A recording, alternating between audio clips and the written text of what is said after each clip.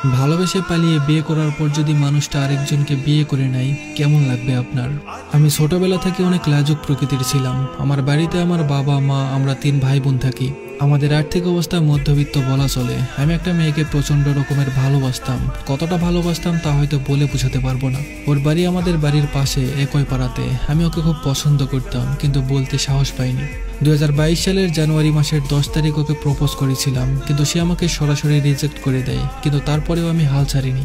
আমাকে রিজেক্ট করার কারণ হলো ওর বাড়ি থেকে আমাদের সম্পর্কটা মেনে নিবে না, কারণ দুজনের বাড়ি একই পাড়াতে। ওকে আমি বললাম, তুমি চিন্তা করো না, তুমি ভালোবেসে একটাবার আমার হাত ধরো, আমি সবকিছু মানিয়ে নিব। কিন্তু ওর একটাই কথা, ও রিলেশন করতে পারবে না। 2 মাস তার পিছনে ঘোরার পর মার্চ মাসের 10 তারিখ তাকে আবারও একবার প্রপোজ করি। এবার সে রাজি হয়ে যায়। এভাবেই আমাদের সম্পর্কটা শুরু হয়। কিছুদিন যাওয়ার পর ওর পরিবার বিষয়টা জেনে যায়। তারপর ওর বাইরে আসা বন্ধ করে দেয়। ওর ফোনটাও নিয়ে নেয়। আমি কোনোভাবেই যোগাযোগ করতে পারছিলাম না। তবে কিছুদিন পরও সুযোগ পেলে অন্যের ফোন দিয়ে আমাকে ফোন দিত।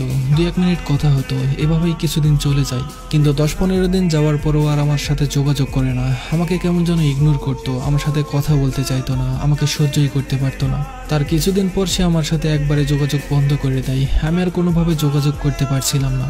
আমি বুঝতে পারছিলাম না ও আমার সাথে কেন এমন করছিল। ও তো এমন ছিল না, হঠাৎ কি হলো ওর? আমার সাথে কথা বলতে না পারলে যে মানুষটা ছটফট করত, আমাকে দেখার জন্য যে প্রতিদিন বায়না ধরতো, সেই মানুষটার এমন বদলে যাওয়া আমি মেনে নিতে পারছিলাম না। আমি কি করব কিছুই বুঝতে পারছিলাম না।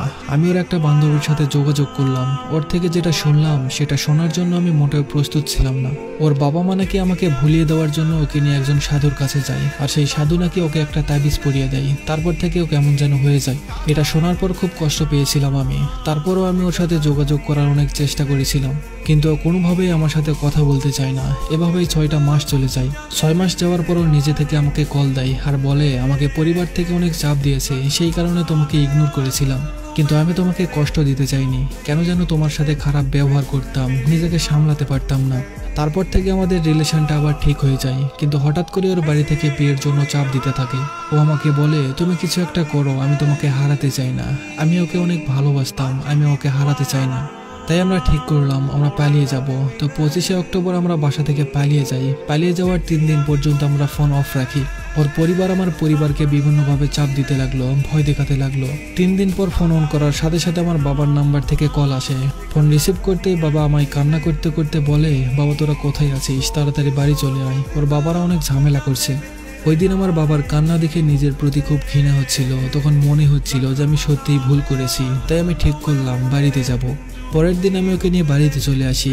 বাড়িতে আসার পর ওকে ওর পরিবার নিয়ে চলে যায়।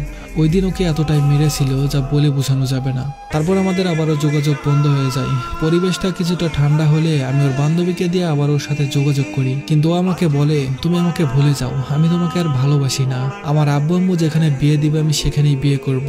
তুমি আর আমার সাথে কখনো যোগাযোগ করার চেষ্টা করবে না। তার এই কথা শুনে আমার পায়ের তলা থেকে মাটি সরে যায়। অনেক কান্না করলাম, ওকে অনেক বোঝালাম, কিন্তু ওর মন আর গলাতে পারেনি। তার 1 সপ্তাহ পর ওর আব্বু আম্মুর দেখা ছেলেটাকে বিয়ে করে শ্বশুর বাড়ি চলে যায়। এখন আর ওর সাথে কোনো যোগাযোগ নেই আমার। কথা বলার তৃষ্ণার্ত হলেও তার সাথে আর কথা বলতে পারি না। মাঝে মাঝে খুব ইচ্ছে করে ওর মুখে ভালোবাসি কথাটা শুনতে, কিন্তু আমি জানি এটা আর কখনো সম্ভব না। জানি না ও কেমন আছে, হয়তো ভালোই আছে। আমি চাইছি সারা জীবন ভালোই থাকুক। আচ্ছা, ও কি পারতো না আমার হয়ে থাকতে? আমি কি পারতাম না ওকে সুখে রাখতে? হয়তো পারতাম, আবার হয়তো মনে করতো আমি পারতাম না। ওকে ভুলে থাকার অনেক চেষ্টা করেছি, কিন্তু পারছি না। আজ আমি নেশায় আসক্ত। না পারছি তাকে ভুলে থাকতে, আর না পারছি নেশা ছাড়তে। সবশেষে একটাই কথা বলবো, জীবনে কেউ কাউকে কোনোদিন ভালোবাসবেন না, জীবন তো লাশ হয়ে যাবে। তো এই ছিল আজকের গল্প। আশা করি গল্পটা আপনাদের ভালো লেগেছে। একটাবার চিন্তা করে দেখুন তো, যদি তারা রিলেশনে না যেত তাহলে কি তাদের জীবনে এমন হতো? হয়তো হতো না। হয়তো তারা দুজনেই একটা সুন্দর জীবন উপভোগ করতে পারতো। তাই আমি বারবার একটা কথাই বলি, রিলেশনে যাওয়ার দরকার নেই। কাউকে ভালো লাগলে পরিবারকে জানিয়ে বিয়ে করে নিন, আর নয়তো পরিবারের পছন্দে বিয়ে করুন, সুখে থাকবেন। এই ছোট্ট জীবনে এত কষ্ট পাওয়ার কোনো মানেই হয় না।